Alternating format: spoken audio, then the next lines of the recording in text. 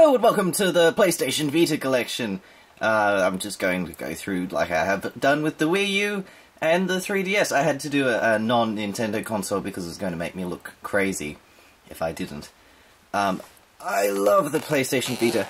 I think one of the strange things is that I find the negatives of the console more interesting than what it actually does. One of the things I hate about the console is that the screen is so shiny, and it just attracts finger marks, not to mention that it's like, oh yes, come and touch me, in its design, and just insists on being constantly marked, so I have this cloth to stop it from getting finger marks.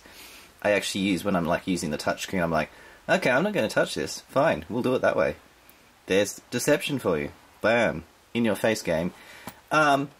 As I said, I think the negatives are more interesting. Obviously, it's a very powerful system and it's the successor to the PSP, which in the PSP is brilliant. I'm actually finishing off collecting games for the PSP. I think that's my next focus, just because I'm kind of worried that some of them are going to become super rare, and I kind of just want to do it at the moment. I don't know why.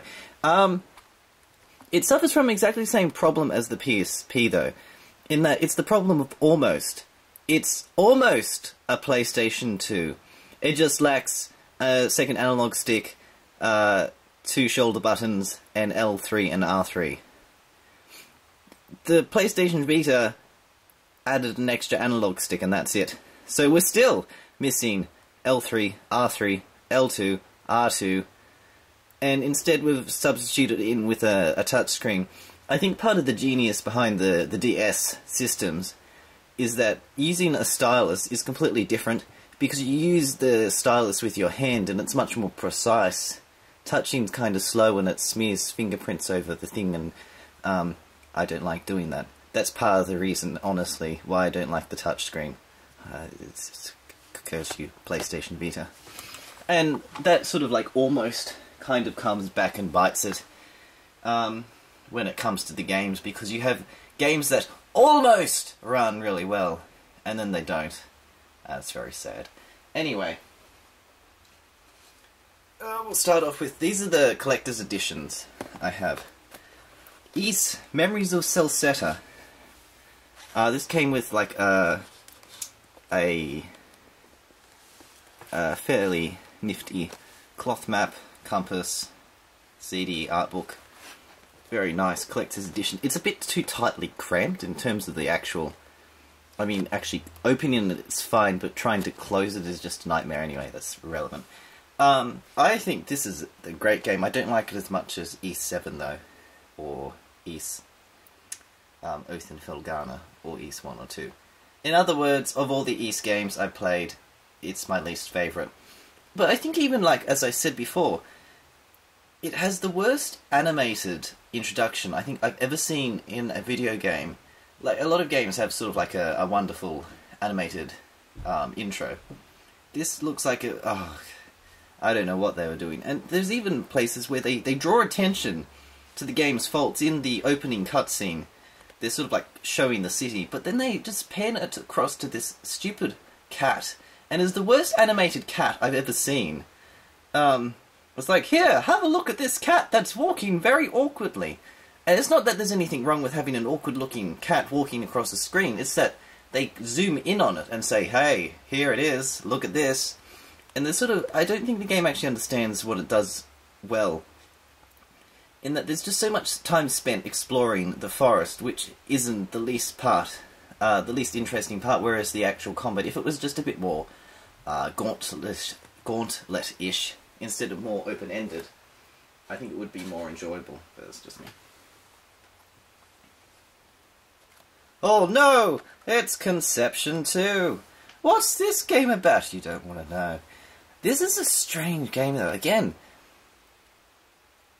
this... of all the games I've never played, I've never found one that doesn't get its own joke more than this game. This game is sort of like, it has funny lines within the actual dialogue, as in, haha, here is a joke, boom boom. But there's so much strange, like, metaphor and imagery, but it's not even innuendo, it's literally metaphors and symbolism, and it's almost as if it takes itself so seriously. And it's a game about classmating. Look it up. Yeah, it's just bizarre that they don't actually get... I mean, it's more interested in, like, being a bizarre, like, friendship, dating sim than it is actually being... yeah, it's just the elements. I don't know. I don't know how they managed it, because you look at the Disgaea games, and it's sort of...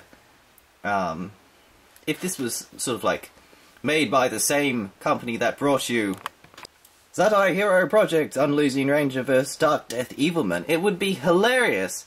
But no, it's just a strange... I don't get why they did it like that. Apparently the first game took itself less serious. I didn't think when I was reading online that people said, oh yeah, but the second one doesn't take itself seriously, don't get too excited. Well, that's not necessarily a problem, because I thought it would be like Persona 3. And it is, and it's weird. It needs to sort of realise that its own stupidity is its biggest enemy. Speaking of its own stupidity being its greatest ally, Sorcery Saga Curse, the Great Curry God. Hot and spicy, everything nicey, limited edition, yes. This actually isn't a great limited edition in terms of the stuff that came inside it. But yeah, I like this game. Although, I'll never finish it because apparently the final dungeon is like 256 floors. It's a roguelike. 256 floors! But this game understands its own stupidity. I mean, it's ridiculous. But it knows that it's not trying to make it into some existential discussion on the nature of Kari. It's about sort of like straight, funny little girls doing funny things, interacting with sort of like self-aware characters, and I like it. It's fun. And it has a great soundtrack. Ironically, the soundtrack isn't included in the collector's edition. Boo. I better talk about the next one last of the collector's editions. Talk about this one first! This is Demon's Gaze. You can't really see. See? There, I proved it. Well, no, it's all falling out. I don't like these new... you might not be able to see. But they just pack it all in like that. It doesn't actually fit very well. Anyway. This only came out very recently. And it's actually really good! I don't think it's as good as the Etrian Odyssey series. But then again, it's not necessarily worse than the Etrian Odyssey series. It's just a good dungeon crawler, and I love the old 3D dungeon crawlers. It's a lot of fun. And again, it understands its own stupidity. Sorry, Conception 2! Oh, now we're getting into the good territory. Danganronpa, Trigger Happy Havoc. This is a visual novel. If you want to sort of like get an idea that may immediately sell you on the idea, imagine sort of like Virtue's Last Reward / 999 crossed with Phoenix Wright, and you kind of get this. Of all the visual novels I think I've ever played, this might be my favourite out of all of them. It's a bit hard to sort of like put into just how much I really, really, really enjoyed it. But I really, really, really liked it. It was so good. And the visual style, this was done on the PSP, they just sort of remastered it for the Vita, I think. Oh, but it looks so good. Again, you've got stuff like Borderlands 2 coming out, and it hasn't released in Australia, so I can't comment on it properly, maybe never will, because I'm just not interested in something that seems so, when I'm just enjoying it fine on the PlayStation 3 and PC. I've got 2 ways to play it already. But that cuts so much out, it reduces the frame rate, the textures are worse, it sort of, the bodies just disappear as soon as you shoot them. Things like that. And then you have, obviously this is like, but I mean, it's such a simple style, but it works so well. And it looks good because, they're able to sort of like reduce the anti-aliasing, and it's sharp and crisp. And it's so good, it's funny, and murderously dark at times. The only complaint that or the only thing that frustrated me slightly with this one was that there was a nasty tendency for you have to like once you've solved the mystery, you have to put them together in a comic book strip, but sometimes it was kind of unclear as to exactly which picture went where in the comic book strip, because it was just a bit too ambiguous. But yeah, I love all the characters, and once you finish the game, you actually unlock a mode where you basically can revisit any of the character relationships that you missed going through. It really is worth picking up. Not everyone will like it. It has kind of like a bit of a cheesy theme in some aspects, but I like that. I find it fun. Ninja Gaiden Sigma Plus, I don't have the second game, but because the second game apparently, again, it's like, oh, let's fit a PlayStation 3 game on the Vita. Nope, that doesn't work. But this looks amazing on the actual screen. It runs at a lower frame rate, but I've never had it actually affect me. The strange thing about this game is that when you're actually controlling it, it seems almost like 8-directional. Ryu doesn't control like a Bayonetta or a Platinum Games game. It controls very strange, and I almost felt like I was moving more by actually jumping around and attacking, sort of like the attacks home in on some enemies, so you can do a jumping attack, close the distance, then perform your combo, which is strange. But no, it's obviously... Again, I don't know where it actually fits in anymore, because they've been such good... I mean, you've had the Devil May Cry games, and all of Platinum's games, and that sounds so weird to say. And even stuff like, I know people didn't like it, but I did. I liked Killer is Dead. And it's sort of strange to think where it fits in, because it doesn't have... It's, as far as mechanics are concerned, it's about as solid, honestly, as you could possibly ask for. I think I'll put it there and move the next game next to it. Actually, I'll have to go there. But yeah, it's a bit strange from that perspective. Army Corps of Hell. This is a Pikmin-style game on a time when I was desperately craving Little King's story. Oh, how I waited the day that Little King's story, let us never speak of that again. This is quite fun, though. It's very simple. It has a good sense of humour as well. Assassin's Creed 3 Liberation. It's okay. I won't say much about it. Get the HD version. It probably looks better. There's not much reason to play it on the Vita. BlazBlue, continue, shift, extend. I hated the fighting game genre due to some really... The first time I ever played a proper game was on PC. This is my quick history. PC with Street Fighter. I got the PC version of Street Fighter. I thought, oh wow, I got this for $10. It's going to be amazing. I took it home. I couldn't perform a single move. It was awful, and then I uninstalled it and I didn't take it back because it was $10, and I thought, oh well, it's worth more than that. But then I got it for the PlayStation 3. I still couldn't perform the moves. I took that back. I think 6 months later and a year later. The problem, until I eventually sort of clicked, I brought an arcade stick. The arcade stick was kind of rubbish, but it did give me enough understanding to figure out how to do the circles and quarter, sort of like Z motions. But the problem that every single fighting game seems to have is that they don't teach you what to do. This one does. Oh, and it's amazing. It has actually... The tutorial's actually entertaining and funny. Who would have actually thought that a game that tries to teach you how to actually play it would be fun? It's like that study that said that it wasn't actually violent video games that cause aggression, it was poorly explained ones. Dragon's Crown. This is amazing. I love the beat-em-up. And it even has sort of like that old first-person dungeon crawly perspective. Obviously there's no perspective to it, except in the credits, and it was amazing because I thought, oh, I'm going to go play the Dark Spire now, because I don't know the Dark Spire. Or Etrian Odyssey or Demon's Gaze, and then I put it back and played that anyway. Strangest thing though was that it received like this ridiculous... Well, I felt it was ridiculous, and I think a lot of people did, but perhaps people more extreme in their opinions of its ridiculousness. And that it was the portrayal of the art was sexist. I don't think it actually was.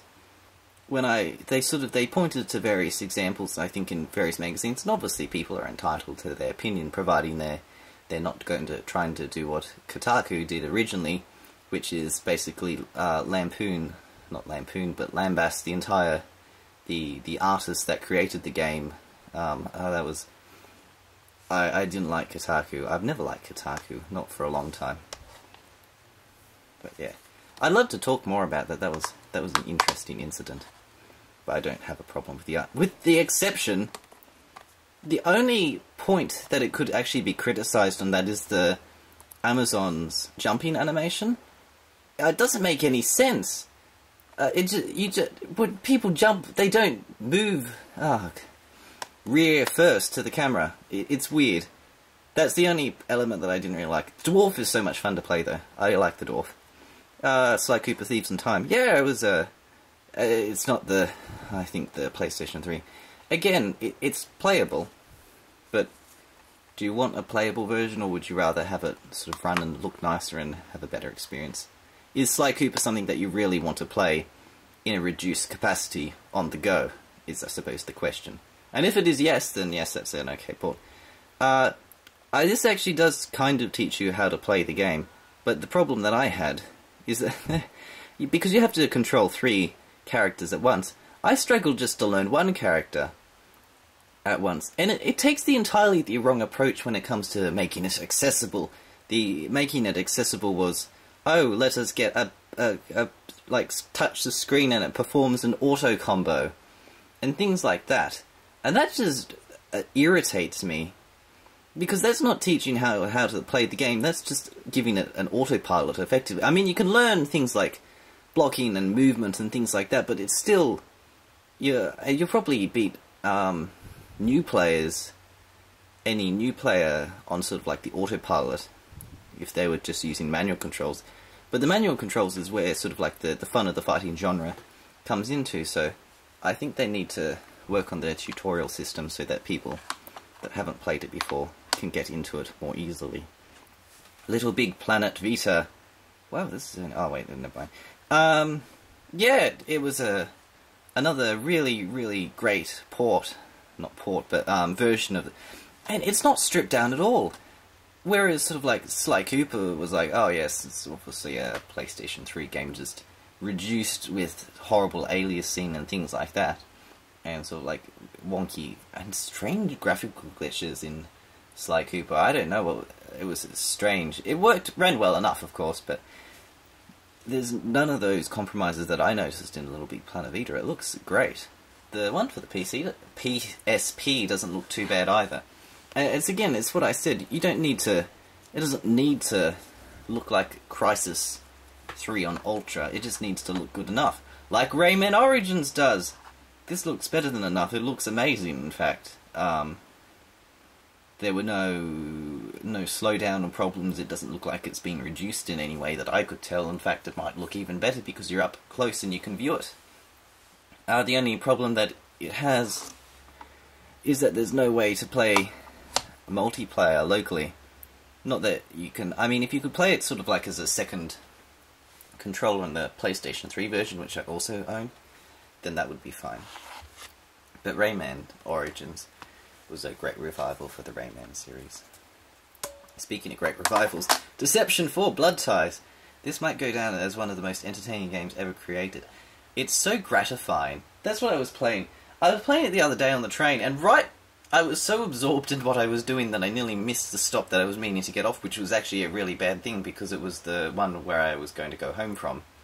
So, if I miss... because I was trying to drop a boulder on someone's head.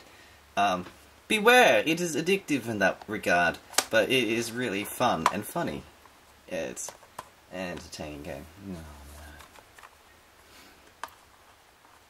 This came out, when did the... No, it must have come out 2012. In sort of like, I was in semester 2 of university that year, and every day, I went onto Google, I typed Little King Story, Vita. Any news? No. I sent emails to Konami, I sent emails to Kotaku.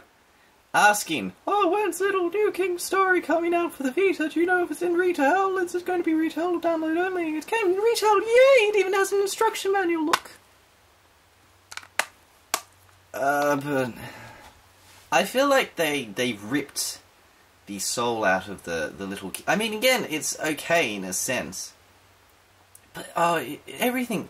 There's too many things that went wrong with it. It's not as charming. They gave the game voice acting. And it's not just voice acting, it's awful, terrible voice acting. That sort of like, sounds like it was recorded by just sort of like people in the office, they just hired them. And the sort of person that does the narrations, it's not interesting. They sort of, again, whereas the original Little King story understood its own joke, it understood the ridiculousness of its concept, this is sort of like pulls the conception too. And takes itself seriously. And I thought that it was sort of going to be funny in that they sort of had Little King story, which was sort of like charming and cute. And then now the kings entered puberty, so it was going to be more fan servicey. And now that I'm looking at it, I kind of want to go back and play it because the Little King story is amazing. But it runs poorly as well. Like going through town, it runs at a lower frame rate, and it looks worse even than the Wii version. It's not even like, oh yes, but who cares about graphics? It's going from the PlayStation 3 to the Vita, what can we expect? Yeah, there was just, I mean, it plays, I think, basically identical. But they recycled most of the content. It's just if they'd include, I thought originally what they said they were going to do is include their original Little King story in with this game. But I don't believe they did like the strangest remake I've ever seen, in that they remade the game except they didn't. They just changed the tone of it. And maybe changed some of the bosses. But anyway, I kind of got a bit angry, if you couldn't tell, and rage quit. So I don't know how it ends up after the point at which I rage quit. It wasn't really a rage quit, it was like, oh, I don't want to play this anymore, this is upsetting. I don't feel angry at the game, I just feel sad because it deserved a proper sequel. I think the company made Tulip and Rule of Rose, and Rule of Rose is obviously brilliant, albeit flawed, and Tulip is sort of like similarly cute. On a much happier note, touch My Katamari. I think I might have actually gotten this around the same time as Little King's story, and this game made my life so much brighter. It is the happiest game I've ever played. If you've ever played a game and you come away so jubilant that you just sort of like go around and jump in the air and dance around, yeah, it's everything. Again, it understands its own ridiculousness, but it takes advantage of it. It's very fun. I'm actually not expressing how much I love it. Even, I mean, look at the cover. It's very hard to see because I'm recording this at night and I need all the lighting. Yeah, that's probably better from perspective. But yeah, no, it's brilliant. Even the touch controls. I mean, it does on the rear pad, so you're not smearing finger grease over everything. I don't know why I took it around the camera just then. Yeah, curse you, finger grease. Super Monkey Ball Banana Blitz. This was only, I don't know, $20 when it came out. It was strange how cheap. Sound feels like it has a manual on it. There you go. And they say Vita games don't have manuals. Well, some of them do in Europe, which is very odd. Yeah, I played the demo and I thought, wow, this is brilliant. But this makes you touch the touch screen whenever you want to go through the menus, which is my least favourite thing about the Vita in general.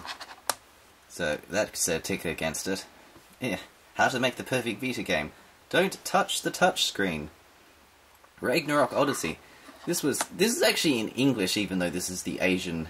If you can see there, it says it's in Chinese and English, and there's a manual. Kind of. It's not a proper manual. Hang on. Yeah. Anyway, looking at the cover, yeah, it's really. Actually, I like the cover of it. It's not as good though. I think I was sort of hoping for it to be Monster Hunter, and it's a strange combination of Monster Hunter and everything else. If you don't like Monster Hunter, you might actually like this version. But then again, there's two other games which I don't own.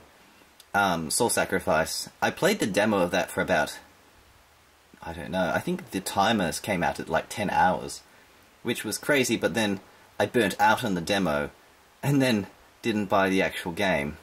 Womp womp. And then there's also Toukiden. which I have the demo for, but I couldn't beat the first fight, which is the strangest thing, because apparently it's easier than Monster Hunter. Yeah, I don't know. Something about that tutorial fight. I don't know. I love Monster Hunter, though. I wish they would make a Monster Hunter game. It's a shame that it seems to be stuck on the 3DS, because the dual analog sticks would work for the Monster Hunters on the Vita. Persona 4 Golden, it's amazing. Everyone knows it, though. This was one of the very few JRPGs that actually got very good reviews. I mean, a lot of them, I don't know, there just seems to be... receptions of JRPGs just seems to fluctuate between either sort of like, either they're incredibly stale, or they're brilliant. And so, obviously, some games that I think are quite good get, in a sense, hammered. But then again, this happens with everything. There's sort of like certain examples like Darkness 2, which was a first-person shooter. Released at the wrong time when there was an oversaturation of shooters, it got hammered in the reviews. Well, not hammered, but like sort of 7 out of 10, whereas it's probably one of the best shooters that I played on the PlayStation 3 and PC, ironically, both versions. It's very good. Whereas another game that sort of like releases at a better time, like, I don't know, anyway, yeah, no, but it's brilliant. Even the time management aspect is done very well as well, in that, unlike the Atelier series, which I love, the Atelier series is actually available on Vita, but I played the PlayStation 3 versions. They have one big problem in that they never show you where the events are on the maps, so if you want to, like, go for certain friendship endings for a character, then yeah, good luck with that. That's a bit tricky, because you kind of need a guide to know where it is, and I refuse to use a guide because the game has to tell me, otherwise why should I go bother? But it tells you basically, you're keeping constant track of the S-links, and it's not hard to trigger flags. You basically just go to wherever they are, and either you draw closer to them and that you'll get it in a next event, or sort of like a couple events time, or you just rank up instantly once you complete the sort of like a little bit of dialogue. And the dialogue's brilliant. It's sort of like really interesting. The characters in the sense don't have a lot of depth, but they're very interesting sort of like slices of different people and different problems that people have. It's really interesting in that regard. The weakest aspect is probably the dungeon crawling. But it's a bit boring. Not boring, but because they're all randomly generated. And the combat gets too easy, you become very, very, very powerful. Which, compared to... I don't know whether it's better to be powerful in an RPG or underpowered. I tend to think it's better to be slightly or in the middle, in that you can potentially be killed in every single fight, but that's only if you really stuff up. Although, of course, there has to be challenging enemies that it's more easily to lose against. But yeah, no, it's definitely worth picking up. Maybe even a Vita for if you haven't played the PlayStation 2 version. Which actually, I played like 30 hours of the PlayStation 2 version. Though it might not have actually been 30 hours, because the point where I got up until under the PlayStation 2 version, I think I got up to in about 15 hours on the Vita. So that means 15 hours of standby time. Yay, PlayStation 2. Never turn it off. Virtue's Last Reward! This is, can I get it out without my entire thing collapsing in on itself? No, I can't. This is the closest. This is the sequel to 999, not Hotel Dusk, Room 215, but I can't get 999 out because it's under Kirby Mass Attack, and that's too much effort. Or can I? Wait, this is why these videos go on so long. I sit next to my game collections, like, no, that's Elite Beat Ancients, get back in there. No. Ah. Ha! Ha! I like 999 more, although I've never actually beaten Virtue's Last Reward, and there's a kind of specific reason for that. Actually, you can go back on the shelf because that's not the one. This is the PlayStation Vita Collection. When I beat 999 for the first time, I was a little bit miffed about it, and that I thought the ending was very unsatisfying. But then I managed to get the safe end the first time, which means that I could get the real ending in 999 on my second playthrough. And then I got the bad endings on my third time. I thought, let's do the submarine ending. I wonder what happens. Oh no! Yeah, that was very kind of spooky. There's a wonderful, these are sort of like very mixture of sort of like spookiness with just absolute mystery. It's absolutely brilliant. I think there was sort of like comparisons made between this and like the Saw series, except this doesn't have the gore that Saw does. It's much more, I've never seen Saw, but it's quite a sort of rather intelligent game, I thought. Some of the English voice acting is kind of average, although obviously the Japanese voice acting. But some of the English voice acting is utterly brilliant. And that's the same thing with Danganronpa. Whereas, because I played Danganronpa in English, because Monokuma, oh my goodness, his voice, it's brilliant, it's so fun! And the same with Zero, the rabbit announcer. Whoever did the voice acting for that had so much fun with it. And then you compare that to something like Count Hogstein from Sweet Fuse on the PSP, who's just like, whoa, whoa, whoa, whoa, whoa. And yeah, the Japanese versions of those characters I didn't like as much, although I like the Japanese actual voice actors for sort of like those characters. Anyway, I never finished it, and I must do it sometime because I'm feeling rather both mixture of guilt and curiosity. There are so many endings, but it's not as you have to, there's so many dead ends as well. You'll go down a specific path, and then you'll be like, oh no, sorry, you can't progress. If only I knew something that I don't currently know, which is clever in the context of the story, but there's like 28 paths! And it's very frustrating when you want to see where this is going, and then it's like, nope, time to go around here!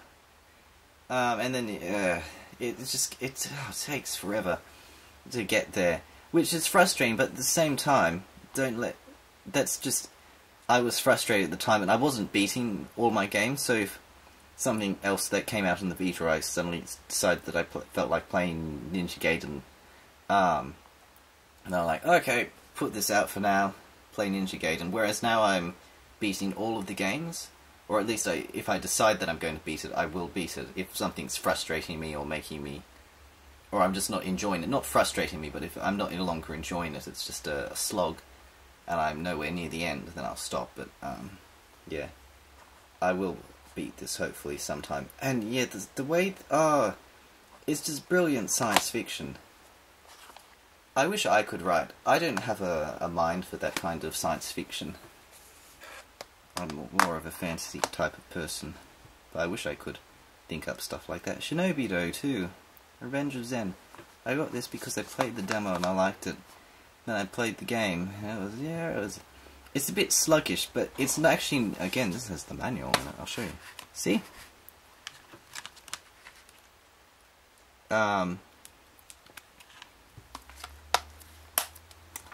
Yeah.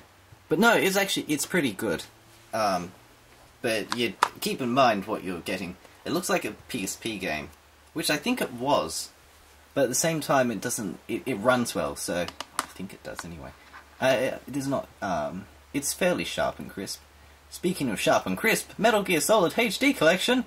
What? You bought that? Yes. Okay. I don't even know what I'm doing. Lovely box in here, I thought. And another manual. This one's in full color. Definitely worth picking up the European version of that. I don't think the American one had full color manual in it. Yeah, these are... I don't like Metal Gear Solid, although I played the tanker mission on Metal Gear Solid 2 for the first time on the Vita, and that is quite possibly one of the greatest parts of the Metal Gear game. Not the bit with Snake in Metal Gear Solid 2. I can't actually remember what it was. Oh yeah, it's the tanker and then the big shell.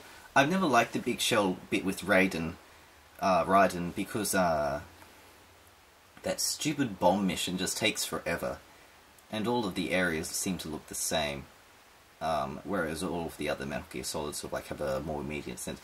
Metal Gear Solid 3, though, is an incredible piece of work. And the tanker mission has some extremely hilarious parts. Killzone Mercenary! This is actually rated R. See if Australia finally got the R rating. Did we get a manual? No, we didn't.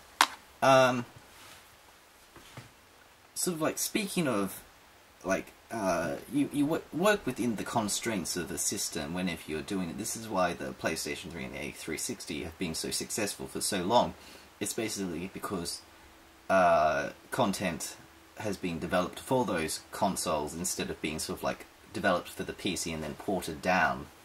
And while that sort of like seems like, and it is often a bad thing for PC gaming in that it holds graphics back, but it also stops it from becoming ridiculously expensive, so that only people with the greatest of rigs can run it, which has certainly benefited my perspective. And then you just get sharper, crisper looking games on the PC compared to and that run at a more consistent frame rate, etc., etc.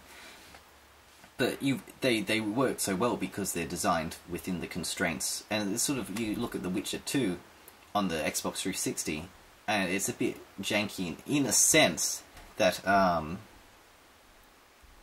obviously it was developed sort of like as the benchmark setting for high-end PCs, not for little old Xbox 360. The point that I'm trying to bring up is that when you actually develop within the constraints of a system, you end up having stuff that looks really, really good. And Killzone Mercenaries looks really, really good. It runs really, really well. And I thought it was really, really fun to play. Yeah, there was no underestimating the system here, and it's like the best PSP games were developed within the constraints of the system, instead of being sort of like mushy ports. Speaking of mushy ports that aren't actually mushy ports, this is obviously the Uncharted series is very good, but this I think felt like the some people, you hear very mixed opinions, so don't take my word entirely on well, actually don't take my word entirely on any of these. Obviously these are all very individual. You've got to, if you don't make decisions just based on one person, and if it looks good, you can often buy it from somewhere, and if you don't have the money for it and you think, oh well, if I don't like it, then if you buy it from like EB Games, or I don't know what the policies for GameStop in America are, but in EB Games you can return everything within 7 days and it's fine. They don't care, and get something else for the money. So if you finish in that time, say, well, why not? But I didn't like Uncharted Golden Abyss that much. There are a lot of gimmicky things that make me touch the touchscreen, and it makes me angry because I don't like to do that. But even things that like, oh, let's go shine the PlayStation Vita camera up to a light. And then I was trying to do this at midnight one night, because that's when you often play the Vita. I was like, okay, light, activate. And it wouldn't activate, and it got stuck because I couldn't get the light to shine properly on the camera. Very frustrating. Apparently, I think I got it to actually work by shining on the rear touchpad, but that was, yeah, it was a strange moment. But even in terms, I mean, this was a launch title, so obviously comparing it to Killzone Mercenaries is unnecessary. And I think Killzone Mercenaries shows that if there was another Uncharted game designed for the Vita, then the potential for it to look amazing and play amazing is extraordinary. But there are a lot of things cut, like even in terms of the backdrop. So you're standing on top of a cliff and you look out over the like, let's say Amazon River, wherever it's set. You look at the Amazon River and it looks like a strange JPEG that they've made sparkly in certain places. It doesn't actually look, it looks like they've taken a picture and just pasted it onto the background. And there are a lot of really strange things. They say, oh well, it's more about the gameplay than the graphics. Of course it is. But at the same time, they're video games, they're not games. You can't take the video element out of it. That's the entire medium in which they run on. And I think there's a lot of the spectacle that is tied up within the Uncharted series isn't tied up with the visuals. Maybe this doesn't make any sense, and people are like, oh no, you shouldn't judge games based on their visuals. But again, I don't think it's about, or maybe I'm just digging myself into a hole. But I don't know. It's not even that compelling in terms of how it plays. I didn't. Apparently it gets better though. I haven't finished it. It feels a lot like the first Uncharted game, actually. But yeah, there's just lots of, and it runs at sub-native. Oh, okay. Here's an example. So this runs at sub-native resolution, and it actually gave me a headache because it looks like you're watching it through a window of Vaseline, or sort of like someone's put a Photoshop filter like a gouache and blur over it. And the same problem occurred with Gravity Rush. that runs at sub-native resolution, but strangely, in spite of that, the game actually manages to look utterly brilliant, just based on the strength of its art style alone, whereas Uncharted aims for photorealism, and because it doesn't look photorealistic, it kind of fails in that regard, because it's more sort of abstracted and painterly. It looks brilliant. Again, I wish it wasn't sub-native resolution, but I mean, what you going to do? Gravity Rush is perhaps one of my fondest games on the Vita. I loved it. I loved the cat as the main character. I loved the world and sort of like the pseudo-French version of French they spoke. It was I think that it might have actually been French that they were speaking. I can't remember whether they was. I know there was someone commenting something about that anyway. But no, I think this is an astoundingly great game. And it's sort of, yeah, as I said, whereas sort of it highlights how you can do the same thing, sort of like have graphical insufficiencies in a sense, and still look absolutely brilliant and play brilliantly and be fun. And there's just some awesome, inspiring moments. Disgaea 3 Absence of Detention, we're almost done! We're almost done, hooray! Yeah, this is another Disgaea. This might be the favourite I don't know why, but of all the Disgaea games, the only one I haven't liked is Disgaea 1 and Disgaea D2. And strange, yeah. I love Disgaea 2, I love Disgaea, not Disgaea D2, Disgaea D2, Disgaea 1 D2, Brighter Darkness or something like that. This gets a bit repetitive in some of the places that you go for the single player. But aside from that, I thought it was utterly brilliant. I love all the characters as well. Mao works well as a protagonist. Yeah. It worked. If they ever port Disgaea Brighter Darkness to the Vita, then I think it will be a more worthwhile experience, because it's just so much easier to enjoy something like Disgaea on a handheld. Lumine's Electronic Symphony, it's a pretty good puzzle game. But kind of strange, because those kind of games have ended up on mobile devices, though it plays so much better on a Vita, so... Wipeout 2048. I think I may have discussed before that when it comes to racing games, I'd much rather play a racing game where you get out of the car and take pictures of not even the cars on the track, just the buildings and the locations surrounding it, and I kind of feel a little bit the same with all of these games. But I think that's with exceptions in the case of stuff like Mario Kart that don't handle, like, in a sense, real cars. This is a very hard game in that it's difficult and fast, but it's completely fair. And I thought, I didn't know, it didn't get slammed in reviews, but it didn't do as well as it should have, because I think it's brilliant. It even, like, has the new Mario Kart that's come out has, like, a battle mode where you race on the racing tracks, which is kind of a dumb idea in a sense. But in another sense, Wipeout 2048 also has that idea in it. It was kind of hilarious in a bizarre way. And we're almost done. Oh no. Second last game. Tearaway. I haven't actually played much of this, but it is, again, very good. Although I'm slightly concerned about the amount of finger touching of the screen. I hope most of it's on the rear touchpad. Thank you very much. I don't like the idea of cutting out and drawing things with my finger. If you'd include a stylus, maybe. Funny story with this game, I thought, why would I buy a golf game? Who would buy a golf game? That's stupid. Lol, jokes. I would buy a golf game, apparently. It cost $27. And I became obsessed, or sort of like convinced, that a game called Everybody's Golf would be accessible to me. I'm not actually included in the Everybody. I played, there was sort of like, there's an online mode where you're ranked, and I think there was only 1,000 or 1,117 people in the entire thing. I came 1,116th out of 1,117 people. I'm not good at golf games, and I was trying really hard!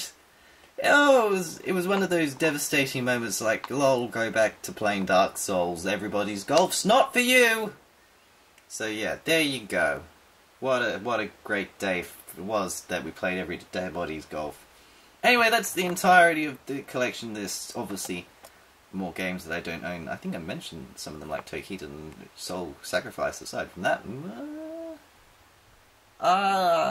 there's more stuff coming out, but I don't think there are too many games that I'm missing aside from some of the...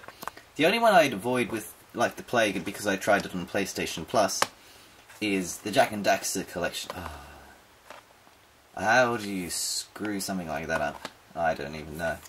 No, the Jak and Daxter collection was a disaster, and there's stuff like Resistance Burning Skies and the Call of Duty game. Not that I particularly wanted a great Call of Duty game, because I don't like Call of Duty that much. Not that I hate Call of Duty either, because it's kind of become just as unpopular to hate Call of Duty as it has to like it.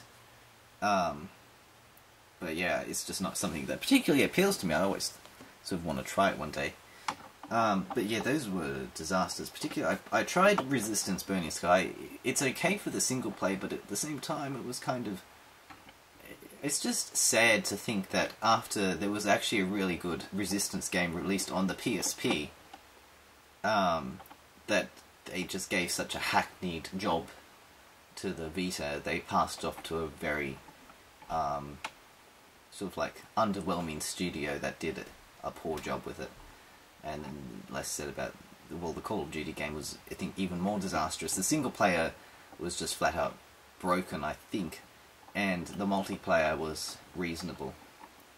But all was avenged. I think that's part of why the Vita hasn't caught on, because there were just some early stuff-ups, and there's major stuff-ups, like the Jak and Daxter collection, in that, how do you port a PlayStation 2 game to another system and then have it run so poorly? And then the controls were configured, oh dear. Anyway, that's enough. I think go buy Danganronpa and Sorcery Saga, and touch My Katamari. Yes. And 999, Hotel Dusk, Dragon's Dogma, Deadly Premonition, Child of Light, Bioshock Infinite. I think I'm going on a bit too long. I hope you enjoyed this video. Yakuza 3, Yakuza 4, Yakuza 1, Yakuza 2, and we'll be back shortly.